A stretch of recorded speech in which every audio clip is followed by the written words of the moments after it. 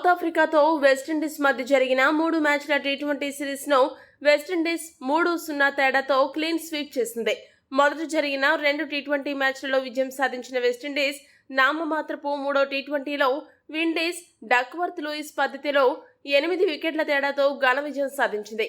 ఈ మ్యాచ్లో తొలుత బ్యాటింగ్ చేసిన సౌత్ ఆఫ్రికా 13 ఓవర్లలో 4 వికెట్ల నష్టానికి 108 పరుగులు చేసింది.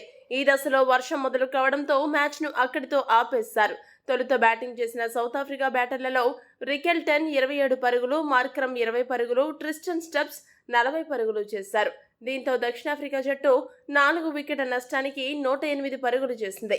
విండీస్ బౌలర్లలో రొమారియో షెపర్డ్ పొదుపుగా బౌలింగ్ చేయడంతో పాటు 2 వికెట్లు తీసి రాణించాడు.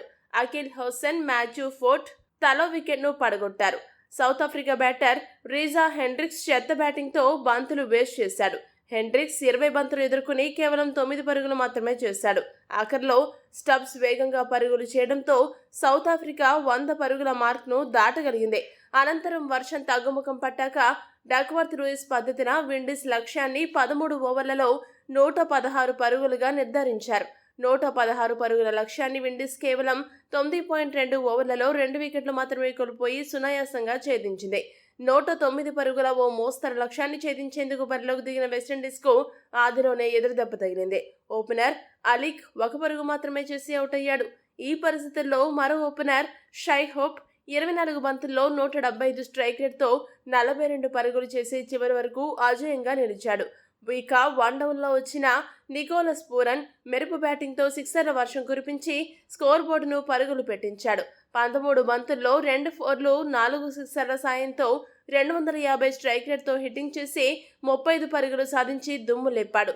పూరన్ అవుట్ అయ్యాక వచ్చిన షిమ్రోన్ హిట్మైర్ 17 బంతుల్లో 31 పరుగులు చేసి షై హోప్కు అండగా నిలవడంతో వెస్టిండీస్ విజయ తీరాలకు చేరింది. ఈ సిరీస్ మొత్తంలో పూరన్ అద్భుత ఫామ్ కనబరిచి వెస్టిండీస్ విజయాల్లో కీలక పాత్ర పోషించాడు.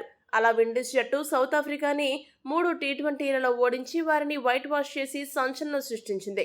ఈ వీడియో కనుక మీకు నచ్చినట్టయితే లైక్, షేర్, కామెంట్ చేయండి. మరిన్ని స్పోర్ట్స్ అప్డేట్స్ కోసం మా ఛానల్ను సబ్స్క్రైబ్ చేసుకోండి.